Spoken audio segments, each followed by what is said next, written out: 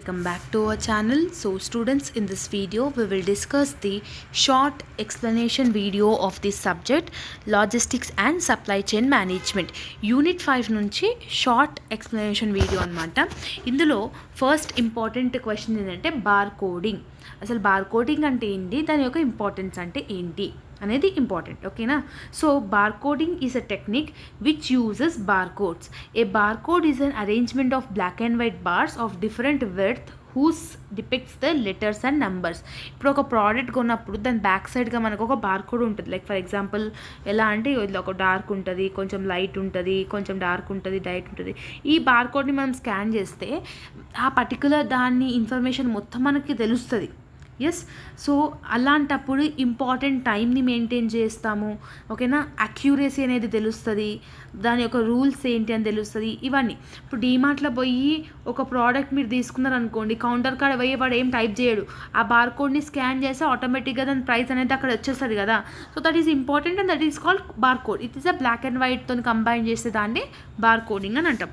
Next one recycling. Recycling అంటే ఏంటి?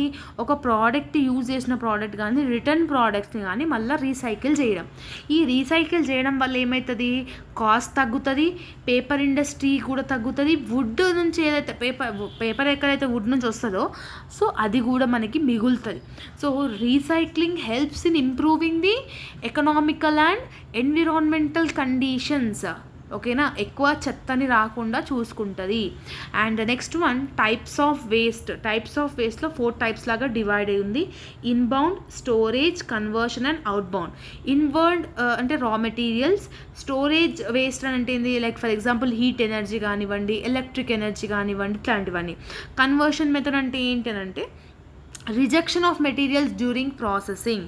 ఒక ప్రోడక్ట్ని మనం ఆర్డర్ చేసుకుంటాం, 2 days తర్వాత అది డెలివరీ కావాలి, దాని నెక్స్ట్ డే మనం క్యాన్సిల్ చేసుకుంటాం. అట్లాంటప్పుడు కన్వర్షన్ వేస్ట్ అవుతుంది కదా, అప్పటి వరకు వాళ్ళు చేసుకునే అంత పోతుంది కదా.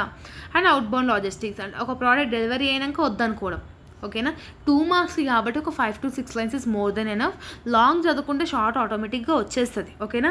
Next one circular supply chain. Circular supply chain అంటే ఏంది? ప్లాస్టిక్ కానివ్వండి, కార్డ్బోర్డ్ పేపర్ కానివ్వండి, స్టీల్ కానివ్వండి, ఇట్లాంటివన్నీ ఏం చేస్తుంది? రీసైకిల్ చేస్తుంది అనమాట. ఓకేనా? రీసైకిల్ చేసినప్పుడు ఏమవుతుంది? ఎకో ఫ్రెండ్లీ అవుతుంది అండ్ రీసైకిల్ కూడా యూజ్ చేసుకున్నప్పుడు మనకి ఎక్స్పెన్సివ్ కూడా తగ్గుతుంది అనమాట. ఓకేనా? సో ఇట్లా డిఫరెంట్ క్వశ్చన్స్ అనేది ఉన్నాయి. సో మోస్ట్లీ మీకు డెఫినెట్గా మీరు ఆన్సర్ అనేది అటెంప్ట్ చేయగలుగుతారు. సో లాంగ్ చదువుకుంటే. So this is about the short explanation video of unit number 5. If you're having any further doubts, let me know in the comment section. All the very best and see you all in the next video. Bye bye everyone.